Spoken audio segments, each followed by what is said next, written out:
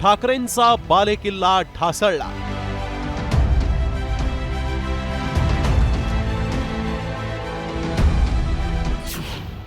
कोकणात चालली शिंदेंची जादू.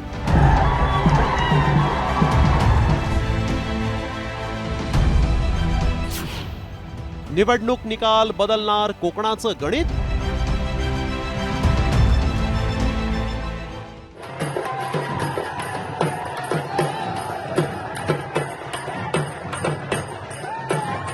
हा जल्लोष आहे कोकणातील शिंदे सेनेच्या विजयाचा. हा जल्लोष आहे कोकणातून ठाकरे सेनेचा सुपडा साफ केल्याचा. होय, ठाकरेंची शिवसेना आणि कोकण एकाच नाण्याच्या दोन बाजू मानल्या जायच्या. मात्र सलग तिसऱ्या निवडणुकीत कोकणात ठाकरे सेनेचा सुपडा साफ झालाय.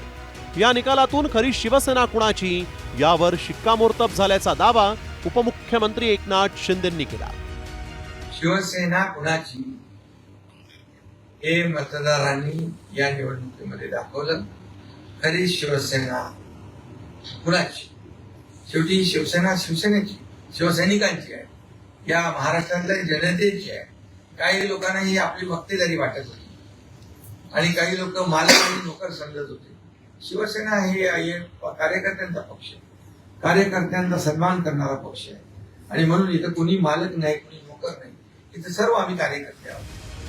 खरं तर कोकण आणि शिवसेनेचं एक भावनिक नातं. मात्र याच कोकणानं सलग तिसऱ्या निवडणुकीत ठाकरेंचा सुपडा साफ केलाय. खोपोली ते महाड आणि रत्नागिरी ते मालवण शिंदे सेनेनं ठाकरे सेनेला पराभवाची धूळ चारली आहे.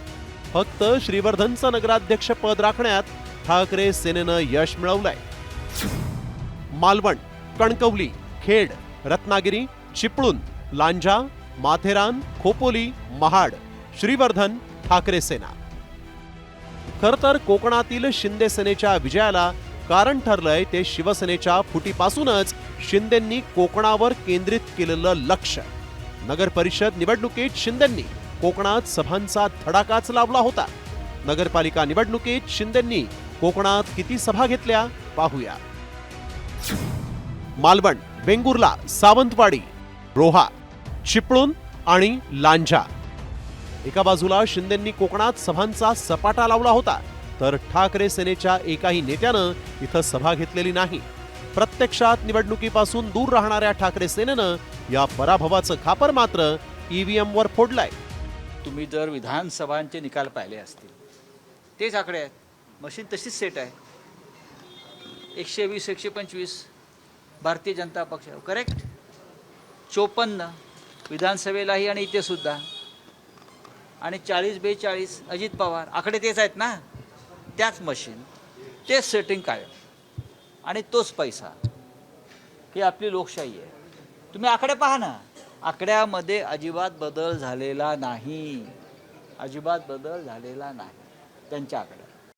कोकणातले जे मतदार आहेत, कोकणातली जी समीकरणं आहेत ती देखील मुंबईमध्ये होऊ शकतात. कारण मुंबई ही कोकणाच्या जवळ आहे आणि अनेक चाकरमानी जे आहेत ते मुंबईमध्ये राहतात आणि एकंदरीत कोकणामध्ये जे मिळालेले यश आहे त्याचा परिणाम हा मुंबई महानगरपालिकेवरती नक्कीच दिसून येईल. अमोल कले, साम टीव्ही, रत्नागिरी.